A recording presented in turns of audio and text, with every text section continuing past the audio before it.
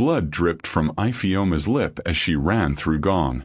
Behind her, Obina's voice yelled, "Get back here, his car is closing in fast." Then she saw him park Jihan, a black suit for bodyguards. Cold eyes that locked onto hers across the street. She didn't think, just ran straight at him and grabbed his lapels. "Kiss me now, please. He's coming. Just kiss me." Hanul glanced at the headlights. Back at her bruised face, his hand fisted in her hair. "Hold on." His mouth crashed onto hers. Brutal, possessive, electric. His other hand gripped her waist, pulling her curves flush against him as cameras exploded around. Obina's car screeched to a stop. Hanul didn't let go. When they broke apart, his thumb traced her lip. His eyes had gone predatory. "You're mine," he whispered.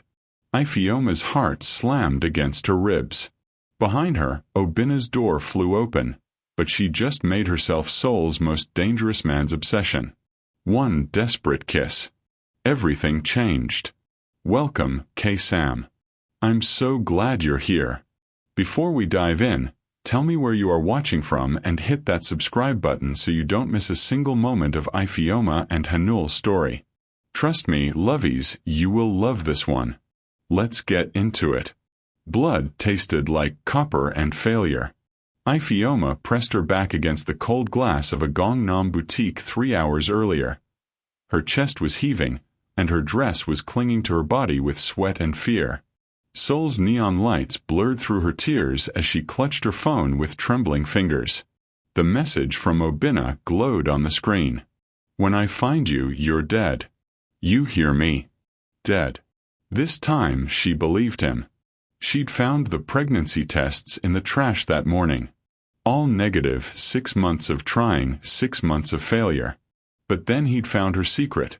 The birth control pills hidden in her tampon box behind the bathroom mirror. "You lied to me." His fist had connected with her jaw before she could explain. Then her ribs. Then his hands closed around her throat, cutting off her air, her vision darkening at the edges. 2 years. 2 years you've been faking. She'd grabbed the wine bottle from the kitchen counter, smashed it against his head, and ran. Didn't stop to grab shoes. Didn't stop to think. Just ran.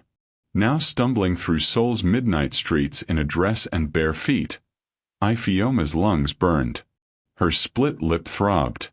The bruises on her ribs screamed with every breath.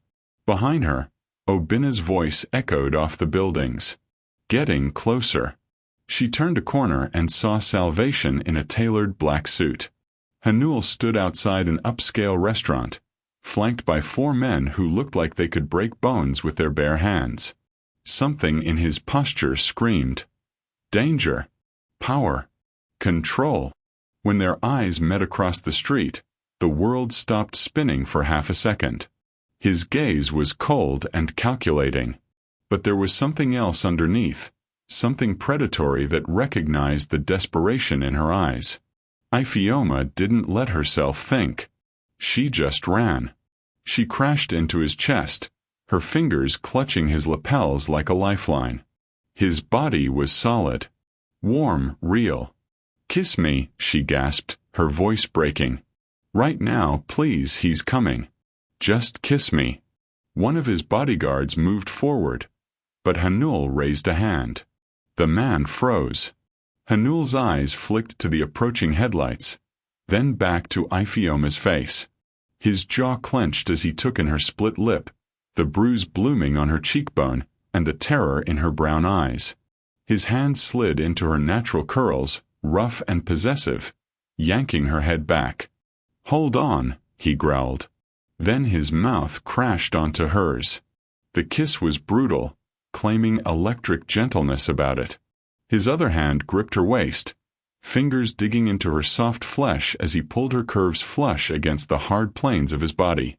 Ioma gasped against his lips, and he took advantage, his tongue sweeping in like he owned her. Around them, camera flashes exploded. Paparazzi who'd been following Hanul went wild. their voices overlapping in Korean and broken English. Hanul. Who is she? Oh my God, this is insane. Obina's Mercedes screeched to a stop 10 feet away. The smell of burning rubber cutting through the night air. But Hanul didn't let go. If anything, his grip on Ioma tightened, possessive and absolute. When they finally broke apart, both breathing hard, Hanul's thumb traced her bottom lip. His eyes had gone dark. Predatory, like he'd tasted something he had no intention of giving back. Mine, he whispered, and it wasn't a question. Ioma's heart slammed against her ribs. Her lips tingled. Her body felt like it was on fire where he'd touched her. Behind her, Obina's car door flew open with a violent crack. Ioma. Obina's voice was a roar. Get away from him now. Ioma's entire body went rigid. She tried to turn, but Hanul's hand on her waist held her in place. He shifted, putting himself between her and Obina, his body a wall of protection. The lady seems comfortable, Hanul said, his voice cold and smooth like expensive whiskey over ice. Obina stalked forward, his face twisted with rage. Blood was still mad at his hair where she'd hit him with the bottle. You don't know who you're messing with. One of Hanul's bodyguards leaned close, whispering rapidly in Korean. Hanul's expression didn't change, but something dangerous flickered in his eyes. Obina, Hanul said, each word precise. Nigerian national import, export business. Suspected of domestic violence. His smile was terrifying. All teeth, no warmth. Get in your car before I have you deported. Obina's face went purple. You think you can threaten me? Oh, you'll what? Hanul took one step forward. Just one. But the air around him changed, crackling with barely contained violence. I know men like you. Cowards who beat women because you can't control anything else in your pathetic lives. She's my wife. Ex-wife, Ioma whispered, finding her voice. We've been divorced for 6 months. That paper means nothing. Obina pointed at her, his fingers shaking with rage. You're coming home. We're going to try again. And this time, you Baron Park, Hanul, you're going to give me what I want. The word Baron hung in the air like poison. Jayan's entire body went still. When he spoke, his voice was so cold it could freeze blood. Juan. He addressed his bodyguard without taking his eyes off Obina. Follow Mr. Obina. Make sure he understands school has rules and consequences. You can't. I just did. Hanul turned his back on Obina, dismissing him entirely. His hand found Ioma's waist again. Proprietary. You're coming with me. Ioma's mind was spinning. I don't even know you. His eyes locked onto hers, intense and unwavering. You kissed me. In my world, that means something. In this moment, it means you're mine. That's insane. You begged a stranger to kiss you to escape your abuser. His thumb brushed her cheekbone, gentle despite everything. Insane is our starting point. Behind them, Obina was still shouting threats, but Hanul's bodyguards had formed a wall. One of them was already on the phone, speaking rapid Korean. Obina's voice grew distant as he was escorted back to his car. His protests are meaningless. Hanul guided Ioma toward a sleek black SUV parked at the curb. She let him. Her legs were shaking too badly to run anymore, and something about his presence made her feel safe for the first time in 3 years. The interior of the SUV smelled like leather and expensive cologne. Hanul slid in beside her, maintaining that possessive proximity. The door closed, muffling the chaos outside. Ioma's phone started buzzing. Notifications exploded across the screen, one after another, relentless. What? She stared at the device in horror. Hanul pulled out his own phone, scrolling with casual indifference. You just became the most famous woman in Seoul, Ioma. How do you know my name? I know everything. His hand rested on her bare thigh, warm and heavy. Now tell me why your ex-husband thinks you're barren. The words still stung. Ioma's throat tightened. It's complicated. We have time. She looked at him. Really looked. His face was all sharp angles and cold beauty, but his eyes held something she couldn't quite name. Not pity, something darker, more dangerous. I can't have children, she whispered. At least that's what Obina thinks. The truth is, I've been on birth control for 2 years. I never wanted his baby. I couldn't bring a child into that hell. Hanul's expression didn't change, but his grip on her thigh tightened fractionally. And tonight, he found the pills and lost his mind. Said I'd been lying to him, making him think there was something wrong with me when really I was just... Her voice cracked. He tried to kill me. The SUV turned onto a main road. Buildings blurring past the tinted windows. Jayan's jaw was set. His eyes distant like he was calculating something. You're moving in with me, he said finally. What? No, I can't. Just you can. You will. He turned to face her fully. Obina knows where you live. He has your passport. You said he's connected to embassy officials. You have no money, no friends, and no soul, and you don't speak Korean well enough to navigate the system alone. Each point was delivered like a chess move. You have 2 options. Go back to him or trust me. I don't know you. You know I make you feel safe. His voice dropped lower. You know that kiss set you on fire. You know Obina will never touch you again as long as you're with me. His thumb traced circles on her thigh, sending electricity up her spine. That's all you need to know. Ioma's hands were shaking.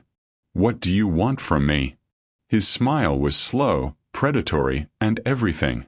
The SUV pulled up to a building that looked like it cost more than a small country. All glass and steel, reaching toward the Seoul skyline like a monument to wealth. Hanul's bodyguards exited first, scanning the area before opening the door. Come, Hanul said, offering his hand. Ioma took it. What choice did she have? The penthouse was exactly what she'd expected. Floor-to-ceiling windows overlooking the Han River. Minimalist furniture that probably cost more than her entire life. Armed guards at every entrance. But what surprised her was the warmth, soft lighting, and lived-in quality beneath the luxury. Hanul shrugged off his suit jacket, tossing it over a chair. His white shirt was unbuttoned at the collar, revealing a glimpse of ink on his collarbone. He moved like a predator in his own territory, confident, unhurried, and absolutely in control. Take off the dress, he commanded, not looking at her. Ioma's heart stopped. Excuse me, I need to see your injuries. He poured 2 glasses of whiskey at the bar. Unless you prefer, I do it for you. Turn around. No. He settled into a leather chair, legs spread, glass in hand. I've already kissed you. Already claimed you in front of Seoul's media. There's no modesty left between us, Ioma. You're insane. You keep saying that. He took a sip. Now deal with the consequences of that kiss. Her fingers trembled as she reached for the zipper. The dress had cost her nothing, a cheap thing she'd bought at a market in anyone. But removing it felt like shedding skin. She let it pull at her feet, standing in just her underwear. Hanul's sharp intake of breath was barely audible. Her body, all curves and soft brown skin, was mapped with violence. Purple bruises on her ribs. Yellow ones fading on her thighs. Green discoloration on her upper arm where Obina had grabbed her last week. A timeline of abuse written on her flesh. Hanul sat down on the glass very carefully. His hands clenched on the armrests. When he spoke, his voice was gravelly. How long? 3 years. And tonight was the worst. But it was not the first time she couldn't finish. Hanul stood slowly, like a sudden movement might shatter something. He crossed to her, his footsteps silent on the marble floor. His fingers traced a bruise on her rib cage, feather-light, almost reverent. "You're not defective," he said, his voice rough. "You're not broken. You're not any of the things he called you." His other hand cupped her face, tilting it up. "You're under my protection now, and no one touches what's mine. This is crazy. I don't even know myself." "Yes, you've said that." His thumb brushed her bottom lip. "But you know I make you feel safe. You know Obinna will never hurt you again. You know that kiss meant something?" His eyes searched hers. "That's enough for now. What do you want from me?" She asked again. "Everything," he repeated. "Your truth, your trust, your body. When you're ready to give it."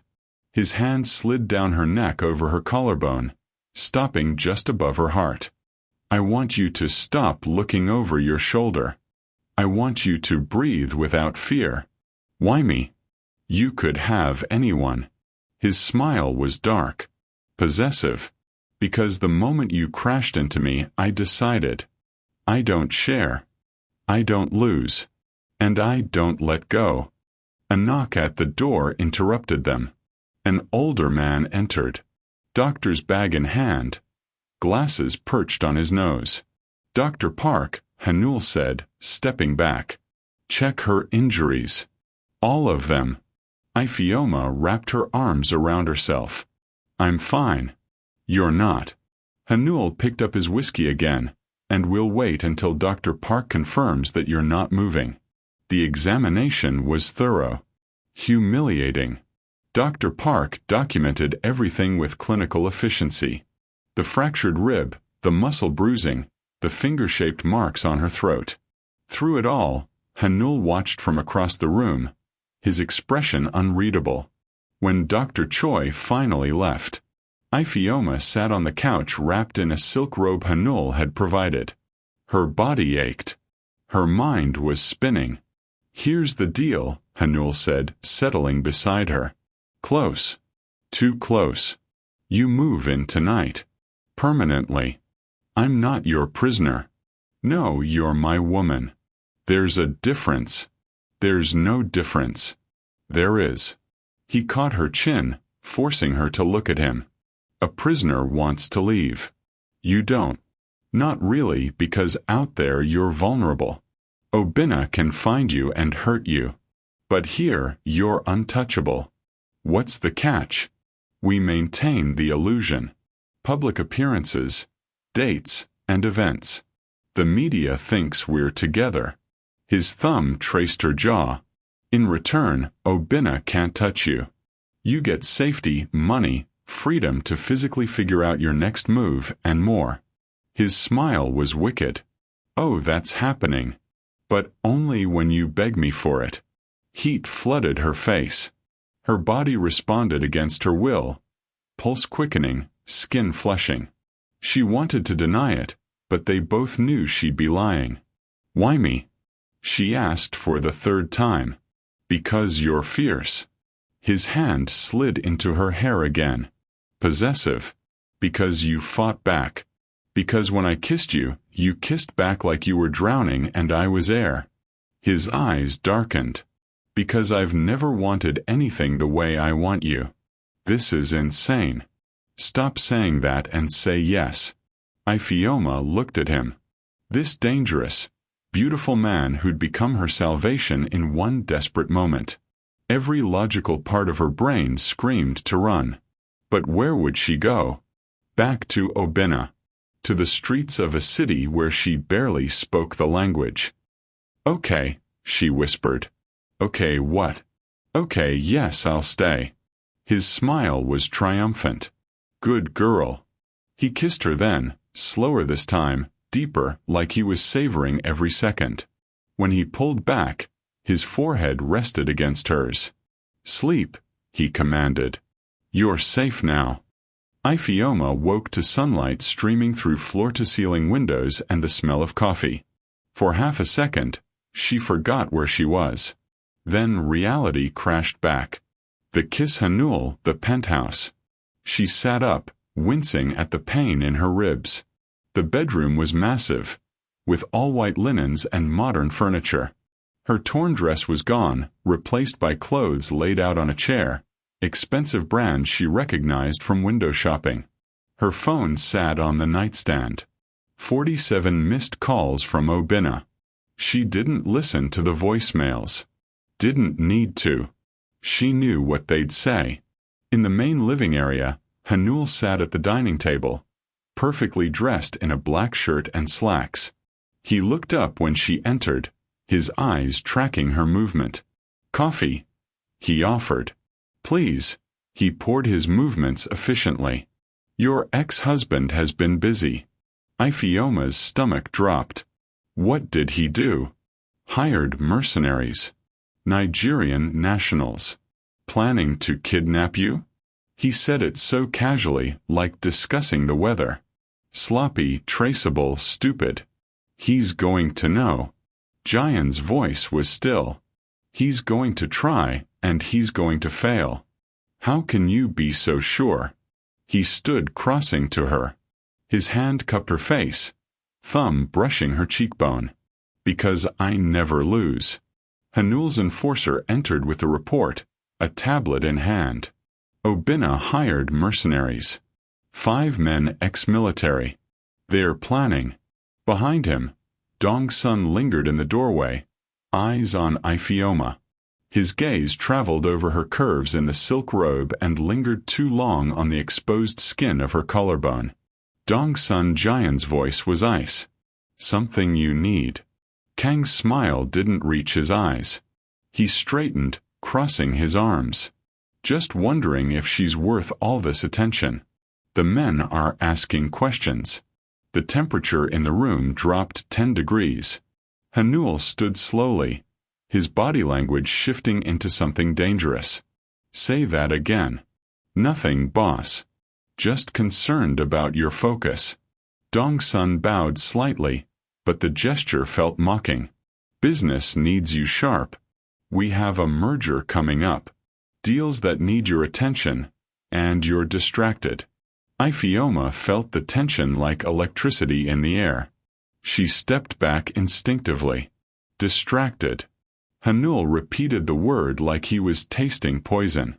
"You think protecting what's mine is a distraction?" "I think she's a complication we don't need right now." Kang's eyes flicked to Ioma, cold and assessing. "But what do I know? I'm just your second." "That's right. Your second." Hanul moved closer to Dong-sun, his voice dropping to something lethal. "Which means you follow orders. You don't question my decisions. And you sure as hell don't disrespect what's mine." Dong-sun held his gaze for a long moment, something ugly flickering in his expression. Then he bowed again, deeper this time. "Understood, boss. My apologies." After he left, Ioma touched Jihan's arm. "He doesn't like me. He doesn't need to." Hanul pulled her close, his hand possessive on her waist. "But I'll watch him." Over the next 3 days, Hanul kept his word. He taught her to shoot in a private range beneath the building. His body pressed against hers as he corrected her stance, his breath hot on her neck. "Focus," he murmured, his hands on her hips. "Hard to focus when you're touching me like that." "Good." His lips brushed her ear. "Use that fire when you pull the trigger." The gun kicked in her hands. The target center exploded. Jian's approval was a low hum in his chest. Again they trained until her arms ached, until she could hit center mass 10 times in a row, until the weight of the gun felt natural in her hands. "Why are you doing this?" she asked during a break. "Because Obina's not the type to give up." Hanul reloaded her clip with practiced efficiency. "And I need you to be able to protect yourself when I'm not there. Will you not be there?" His eyes met hers. Intense. I'll always be there. But just in case. That night, they attended a gala at a luxury hotel in Gangnam. Ioma wore a designer gown. Hanul had chosen a deep red dress, hugging every curve, making her feel like power incarnate. Korean high society stared as they entered, whispers following in their wake. What does he see in her? She's so different. Probably just a phase. Hanul's hand tightened on her waist. He leaned close, his voice loud enough for nearby guests to hear. She's with me. Anyone who has a problem with that can leave. The whispers stopped. Ioma's heart swelled. No one had ever defended her like that, claimed her so publicly, made her feel like she mattered. They were at the bar when Obina arrived. Ioma saw him first, pushing past security. 3 men flanking him. Her entire body went rigid. The glass and her hand trembled. Hanul, I know. His hand moved to the small of her back. Stay close. Obina crossed the ballroom like a storm. His face twisted with rage. Ioma, this ends now. Every head turned. The music stopped. 300 people watched as Ioma's nightmare crashed back into her life. Obina, leave. Her voice shook despite her best effort. Leave. Leave. He laughed bitter and sharp. You think you can humiliate me and just walk away? Come home. We can fix this. There's nothing to fix. Ioma forced herself to stand straighter. I'm not broken. Obina, you are. Hanul stepped between them, his presence a wall. She told you to leave. And who the hell are you? Her knight in shining armor. Obina's sneer was ugly. You don't know what she is. Barren, worthless, used goods. The room gasped. Hanul's smile was terrifying. Leave now, or I'll kill you in front of 300 witnesses and make it look like an accident. You think you can threaten me? I'll expose her. Tell everyone she's defective. Can't even give a man children like a real woman should. Screens around the ballroom suddenly lit up. Ioma's breath caught. On every display, photos of her bruises. Medical reports documenting fractured ribs, concussions, and defensive wounds. A timeline of abuse spanning 3 years. Obina's face went white. You see, Hanul said conversationally, I believe in being thorough. Every hospital visit, every lie she told doctors to protect you. Every time you put your hands on her. His voice dropped to something deadly. Seoul knows now. The world knows your reputation. Destroyed. Security descended on Obina and his men, dragging them toward the exits. Obina fought, screaming threats, but his voice faded as he was pulled away. The ballroom erupted in whispers. Ioma stood frozen, her entire body shaking. Hanul turned to her, his hand gentle on her cheek. Breathe. Everyone saw. Everyone saw the truth. That you survived. That you're stronger than him. He kissed her forehead. Come. We're leaving. Ioma was silent in the car. At the penthouse, she walked straight to the bedroom, her movements mechanical. Ioma, you showed them. She whirled on him, tears already streaming. You showed 300 people my bruises without asking me. Hanul froze in the doorway. I destroyed Obina. I protected you by violating me. Her voice cracked. Those were my scars. My story. You don't get to use my trauma as a weapon without my permission. I was helping. You were controlling. She shoved his chest and he let her. His face was stricken. Just like him. Deciding what's best for me without asking. Hanul's face went white. I am nothing like him. Then why didn't you ask? Her voice broke completely. Why didn't you give me a choice? You just decided that I'm something you own, not someone you know. She couldn't finish. He opened his mouth and closed it. His hands clenched at his sides, and for the first time since she'd met him, he looked lost. "You're right." The words seemed to cost him everything. "I thought ending him was enough. I didn't think about what you needed, about your agency, or your choice. I needed you to see me as a person, not something to protect. I do see you. No, you see something precious you own." She wiped her tears angrily. "I can't go from one cage to another, Hanul. Even a golden one. I won't survive it." The fear that flashed across his face was raw. Real. "What do you want me to do? Ask me next time. Before you make decisions about my life, about my body, about my story." She stepped closer, her voice softening. "I'm with you because I choose to be, not because you decided for me. Do you understand the difference?" He swallowed hard. "Yes, I understand. Do you? Because if this is going to work, I need to know you see me as your equal, not your possession." Hanul reached for her, then stopped himself, his hand hovering in the air. "May I touch you?" The question surprised her. She nodded. His hands cupped her face, gentle and reverent. "I'll ask. I promise. I'll ask because losing you would destroy me. And I almost pushed you away by trying too hard to protect you." His forehead touched hers. "I'm sorry. I'm so sorry." She kissed him then, soft, forgiving and real. "Thank you," she whispered against his lips. "For what?" "For listening, for seeing me."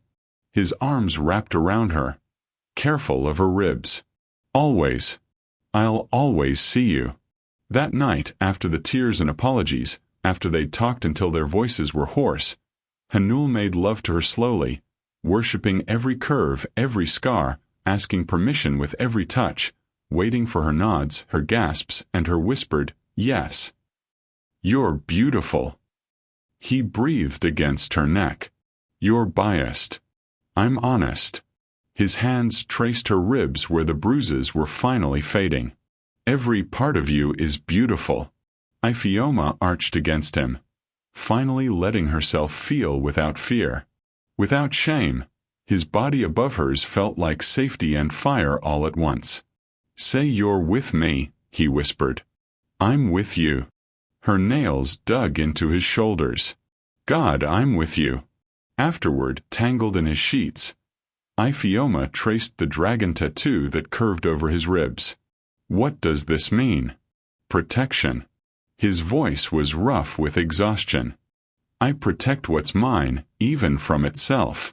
She looked up at him, seeing the vulnerability he rarely showed. "Why do you understand? Why do you get it?" His jaw clenched. For a long moment, she thought he wouldn't answer. "Then my father, who used to beat my mother, called me weak for trying to stop him. Said emotions were for women and cowards." His eyes were distant, haunted. "That's why I became this, cold, controlled, and powerful. So no one could hurt me again. So I'd never be weak." And now his hand cupped her face, his thumb tracing her cheekbone. "Now I have something to lose. And that terrifies me more than anything Obina could ever do." "Having something to lose doesn't make you weak, does it?" His smile was bitter. "I almost lost you tonight because I was so busy protecting you, I forgot to respect you. But you didn't lose me." She kissed him softly. "You listened. You changed. That's not weakness, Hanul. That's strength." He pulled her closer, his arms tied around her. "Stay with me, please. I know I have no right to ask, but I'm not going anywhere." She settled against his chest, listening to his heartbeat. "You're stuck with me." His laugh was quiet, relieved. "Good." 2 weeks passed in a careful dance of learning each other. Hanul asked before making decisions that affected her. Ioma pushed back when he got too controlling. They fought. They made up. They built something real from the ashes of that desperate first kiss. Then everything changed again. Ioma stared at the pregnancy test in Hanul's bathroom, her hand shaking so badly she nearly dropped it. Positive. The birth control had failed. She couldn't tell him. Not yet. Not when she didn't know what she wanted. Not when the thought of being pregnant terrified her after everything with Obinna. That night in bed, Hanul's hand rested on her stomach, unconscious and protective, like he always did now. "What are you thinking?" she asked, her voice small. "That I've never been this happy." His eyes met hers in the darkness. "Whatever comes, we handle it together. You know that, right?" Her throat tightened. "Even if things change. Big changes, especially then." He kissed her forehead. "There's nothing we can't face together, Ioma. Nothing." She almost told him. Almost. But fear locked the words in her throat. The next morning, Hanul left for a business meeting. Ioma was alone in the penthouse, one hand on her still flat stomach, when Dong Sun appeared in the doorway. She jumped. "Jesus, you scared me." "My apologies." His smile was cold, calculated. "Ioma, we need to talk about what about Hanul? About why he really took you in." Her stomach clenched. Whether from morning sickness or dread, she couldn't tell. "What are you talking about?" Dong Sun pulled out papers from his jacket. Documents are official looking. He made a deal with Obinna. 500 million and one. Obinna gets you back after the business merger goes through in 2 weeks. The world tilted. The papers blurred in her vision. "That's not true. It's all here. Signed, sealed. Dated 3 days after he brought you here." Kang's voice was almost sympathetic, but his eyes were triumphant. "You were never his woman, Ioma. You were always just a transaction. A way to keep Obinna quiet while the merger went through." Ioma's hands shook as she read the papers. The signatures looked real. The numbers matched. The dates made a horrible kind of sense. Her heart cracked open, bleeding out all the trust she'd built. "I'm sorry," Dongsun said, not sounding sorry at all. "I thought you deserved to know the truth before you got hurt worse." Ioma didn't think. Couldn't think. The pregnancy test was still in her pocket. This man she'd started to trust and started to love had been planning to sell her back to her abuser all along.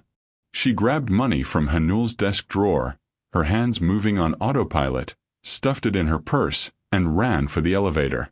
The doors were closing when Hanul's hand stopped them. "Where are you going?" His face was confused. Concerned. "Ioma, what's wrong?" "Back to Obinna." Her voice broke, tears streaming down her face. "At least he was honest about hating me." "What are you talking about?" "The deal. The 500 million won. You're selling me back to him." She thrust the papers at his chest. "You're just like him. Worse even, because you made me believe. You made me think." "Ioma, I don't know what you're talking about. Don't lie to me." She was screaming now. Hysterical. "I trusted you. I was starting to." She couldn't say it. Couldn't say love. Not when it was all a lie. Hanul grabbed the papers, his eyes scanning rapidly. His face went from confused to cold rage in seconds. "These are forged. Ioma, this is the building's power cut out." Emergency lights flickered on, bathing everything in red. From below, gunfire echoed through the stairwells. Glass shattered. Men shouted in English and Yoruba. Jian's entire body went tense. He shoved Ioma behind a concrete pillar, his gun already out. "Stay here. Don't move." "No, I have to now." The command in his voice froze her. Obinna's mercenaries breached the lobby. Ioma heard them before she saw them. Boots on marble shouted commands in English and Yoruba. Gunfire erupted, deafening in the enclosed space. Hanul moved like violence incarnate, every shot precise. But there were too many. His bodyguards were fighting, falling, and bleeding. Dong Sun appeared from a side corridor, his smile triumphant. Gun raised, not at the mercenaries, but providing them cover. "Sorry, boss." King's voice was cold. "Better offer." Hanul's face went murderous. "Yumi." Dong Sun nodded to the mercenaries. "She's over there behind the pillar." Everything happened too fast. Hanul tried to reach her, dropping 3 men in his path. Blood spraying his face, a mask of fury. But hands grabbed Ioma from behind, yanking her backward. She fought, kicked, and screamed. But they were stronger. Ioma. Jihan's roar was animal. Desperate. He fought through 10 men trying to reach her. His eyes locked on hers. The last thing she saw before they dragged her into a van was Hanul's face, blood on his shirt, and rage and terror warring in his expression. Then a cloth was pressed over her mouth. Chemical smell. Darkness. The warehouse smelled like death and gasoline. Ioma's wrists burned against the ropes as Obina circled her, his smile triumphant. Her head pounded from whatever they'd used to knock her out. "Did you really think he loved you?" Obina laughed, the sound echoing off metal walls. "You're a toy, Ioma. Something exotic to play with. But me, I'm your husband. Till death do us part." "We're divorced," she spat, her voice. "Not in my heart." His hand grabbed her throat. Not squeezing yet, just holding, threatening. "I'm taking you back to Nigeria. We're going to try again. And this time, no birth control. I'll chain you to the bed if I have to." "You're insane." "I'm dedicated." He squeezed just enough to make her gasp. "And if you can't give me a child, I'll make sure no one else wants you either." He pulled out a knife. The blade caught the dim light, sharp and merciless. Ioma's heart hammered against her ribs. The pregnancy test in her pocket felt like a brand against her skin. She was carrying Hanul's baby, and Obina was going to. "I'm pregnant." She blurted out. Obina froze. "What?" "I'm pregnant. 4 weeks. That's why the birth control failed." The lie came easily, desperately. "It's yours, Obina. From before I left before Seoul." His eyes narrowed. "You're lying." "I'm not. That's why I was so desperate to get away. I didn't want to tell you. Didn't want you to." Her voice broke convincingly. "Please don't hurt the baby." Obina's expression shifted. Confusion, hope, and possessive hunger were all warring on his face. The knife lowered slightly. Outside, engines roared. Gunfire erupted. Obina's eyes widened. "What?" The warehouse doors exploded inward with a deafening crash. Hanul entered like an avenging angel, covered in blood that wasn't all his. Gun raised, eyes absolutely feral. He wasn't the cold, controlled man she'd come to know. This was something primal, rage incarnate. Behind him, his remaining men flooded in. The gunfight was brutal and efficient. Hanul moved through Obina's mercenaries like they were nothing. 8 bodies dropped before he reached the room where Ioma was held. Obina grabbed her, knife to her throat. "1 step and I cut her." Hanul stopped, raised his hands. His chest was heaving, a cut above his eye bleeding down his face. But his eyes were locked on Ioma's with an intensity that stole her breath. "Let her go," Hanul said, his voice. "Take me instead. Kill me. Do whatever you want. Just let her go." Obina laughed. The mighty Hanul begging. "This is Ioma." She didn't let him finish. She snapped her head back, slamming into Obina's nose with a sickening crunch. He stumbled, the knife dropping. She grabbed it as it fell and drove the blade into his shoulder. Not deep enough to kill, but hard enough to make him scream and collapse. "That's for 3 years of hell," she gasped. "And for making me believe I was broken." Obina writhed on the ground, clutching his bleeding shoulder. Hanul was there in seconds, kicking the knife away, pulling Ioma against his chest. "Are you hurt?" His hands ran over her frantically, checking for injuries. "Did Ioma, talk to me?" "I'm okay. I'm okay." She grabbed his face, forcing him to look at her. "The documents were fake. I know that now. Dong's son lied. I would never sell you. Never." His voice broke. "You're everything. You are, I know. I'm sorry. I should have trusted." He kissed her. Desperate. Grateful, alive. When they broke apart, sirens wailed in the distance. "We need to go," one of Hanul's men said urgently. Jayan nodded but didn't let go of Ioma. He lifted her into his arms, carrying her out of that warehouse of nightmares into the Seoul night. The hospital was quiet at 3 o'clock in the morning. Ioma sat on the exam table while a doctor checked her over. Hanul hadn't left her side, his hand gripping hers like she might disappear. "You're very lucky," the doctor said in accented English. "Minor injuries only. Bruising, rope burns. Nothing serious." She paused, looking at her tablet. "Also, you're pregnant about 4 weeks." The silence was deafening. Ioma's eyes flew to Hanul. His face had gone completely blank. That cold mask she hadn't seen in weeks. "You knew." His voice was hoarse. 2 weeks ago. I was going to tell you, but I was scared." Tears streamed down her face. "It's yours, Hanul. I lied to Obina in the warehouse to buy time, but I've been on birth control for 2 years with him. This baby is yours.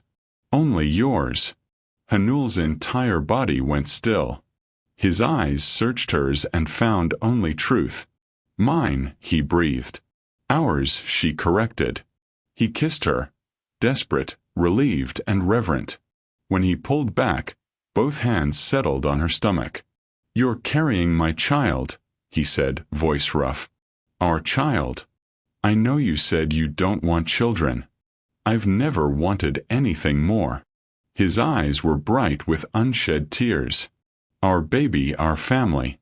His hands pressed gently against her stomach. "I thought I'd lost you tonight. Both of you. We're okay. We're right here." "No more secrets," he whispered fiercely. "No more secrets," she agreed. "We're having a baby." He said it like he couldn't quite believe it. Then again with wonder. "We're having a baby." Ioma laughed through her tears. "We're having a baby." He kissed her again, softer this time, like she was something precious. His hand never left her stomach, already a father. Irreplaceable. 3 days later, Obina was in police custody, awaiting deportation. But Hanul made one call before the transport could leave. His enforcer reported back while Ioma rested in the penthouse bedroom. "It's done," the man said. "His business accounts in Nigeria are frozen. His family received all the evidence of abuse. They've disowned him publicly. The Nigerian embassy revoked his diplomatic connections. His assets are being seized to pay restitution." Jayan nodded, his face cold, "and the police in Lagos have a file waiting. Assault charges. Fraud. He'll be arrested the moment he lands." The enforcer hesitated. "He's got nothing, boss. No money, no family, no protection." "Good." Jayan's voice was ice. "He tried to take everything from me. I made sure he'll never have the resources to try again." Ioma appeared in the doorway wrapped in one of his shirts. Will he be safe in prison?" Hanul turned to her. Why do you care? I don't. She touched her stomach unconsciously.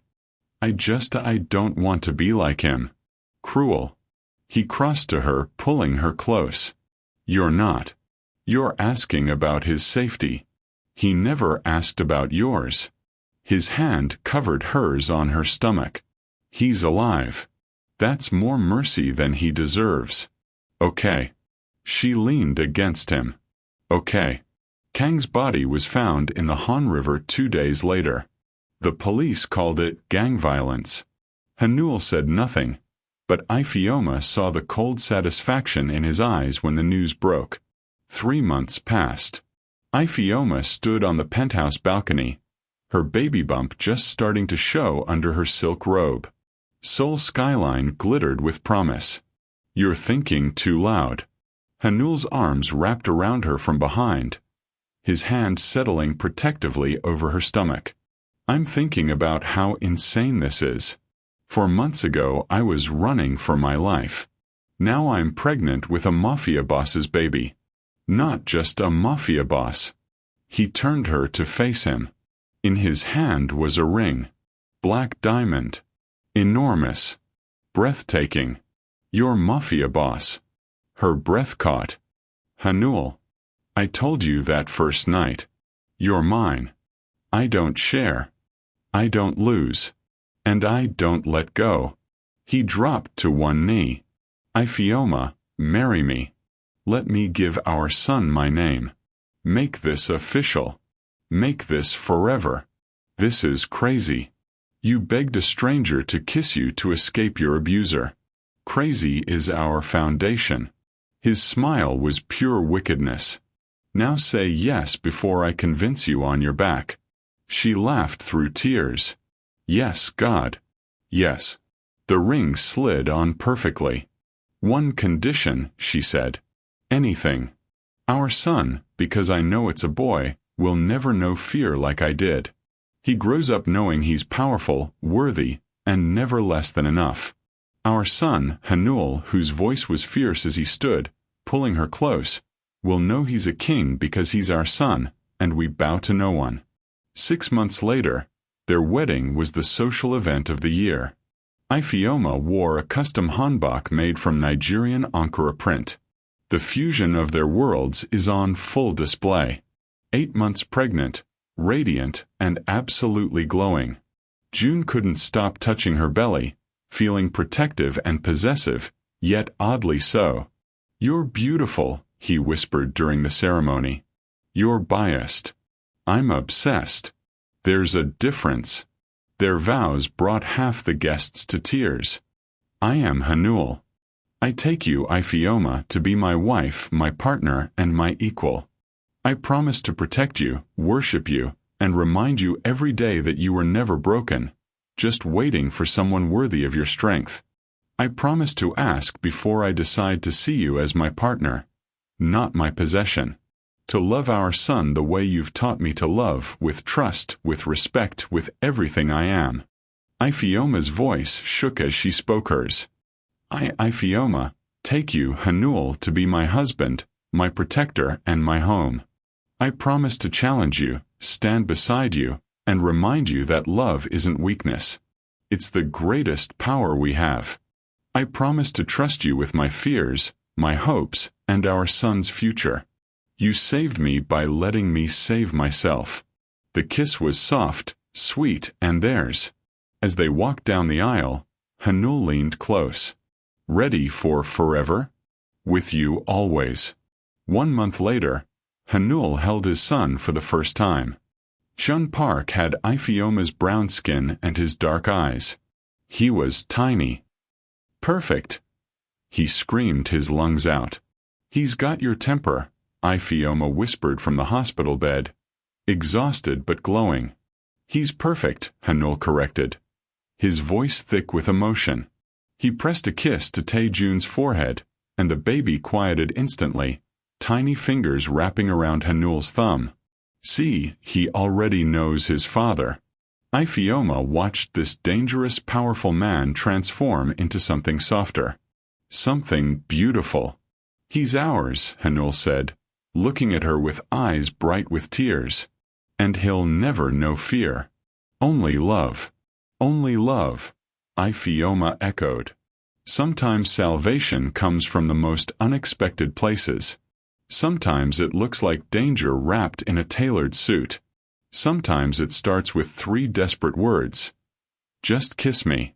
And sometimes, if you're very lucky, it becomes forever. So fam, what did you think?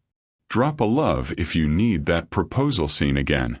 Or comment Hanul if you want to see protective dad Hanul teaching his son to fight when he's older.